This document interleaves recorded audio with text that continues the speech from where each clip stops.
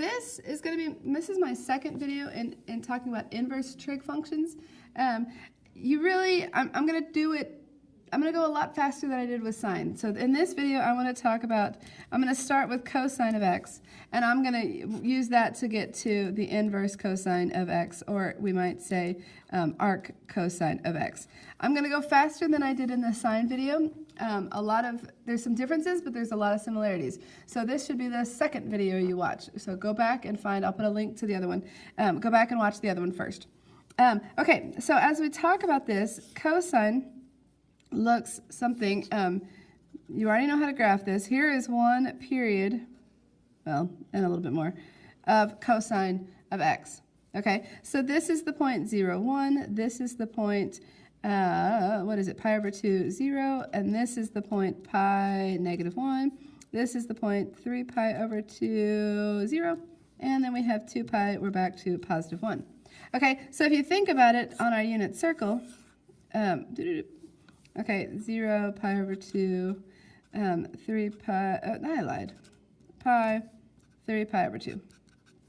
Okay, and so what we want to do is, just like with sine, we need to restrict this so that, we have every y value, but every y value only once.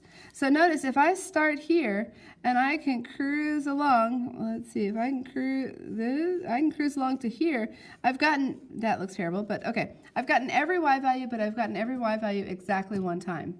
So what we're going to do is we're going to restrict it from 0 to pi, which on my unit circle means that arc cosine lives in these two quadrants.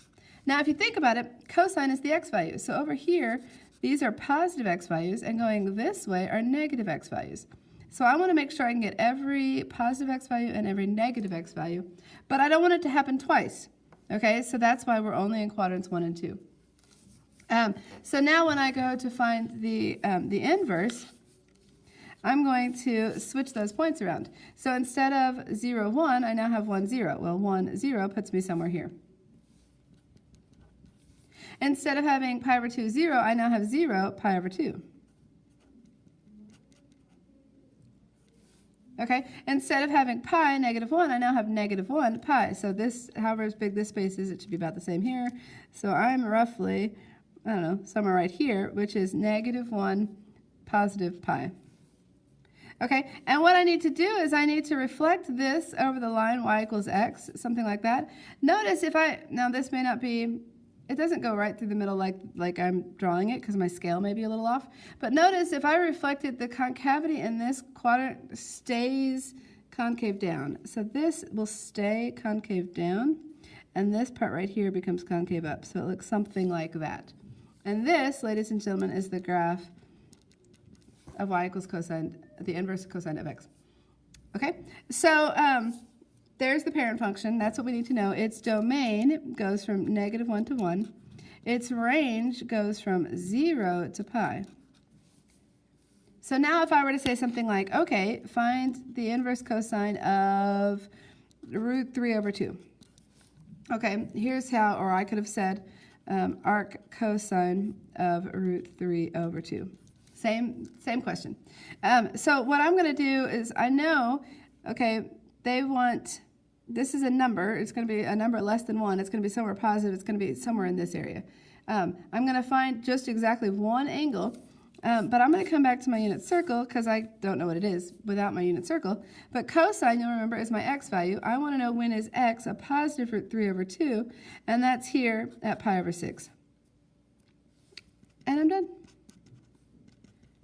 Okay, if I had said cosine of theta equals root 3 over 2, and I had said, especially if I said find all of them, well then you've got theta would equal pi over 6 plus 2 pi k, but you would also have this one down here, which would be 11 pi over 6 plus 2 pi k. Okay, but that's not the question I asked, so be careful that you answer exactly what's asked. In this case, they're saying find all, and you've got infinitely many. In this case, they're saying find that particular one because my graph is restricted to just that little piece. Last thing, what else do I want to say? Well, let's throw this in just to be mean and nasty. Let's say I say sine of arc cosine of x. Okay, on this one, arc cosine, we'll say that x is greater than 0. We want to rewrite this. They're going to have us to write an expression in terms of x. Write expression in terms of x. Say they give you something like that. Well, so on this one, arc cosine of x, x is positive. That tells me that I'm going to be in quadrant 1 because arc cosine lives in quadrants 1 and 2. Here's the positive side, there's the negative. So we're here. Cosine is adjacent over hypotenuse. And notice this x, I can always write that as a fraction x over 1. And then I can do our Pythagorean theorem and say that this is equal to the square root of 1 minus x squared. So now when they want sine, so this is saying find sine of the angle whose cosine is x. That's another way to think through this problem. So sine is going to be opposite over hypotenuse. So this value is just equal to the square root of 1 minus x squared. Okay, if that was confusing, go watch that sine video first or come see me. Good luck.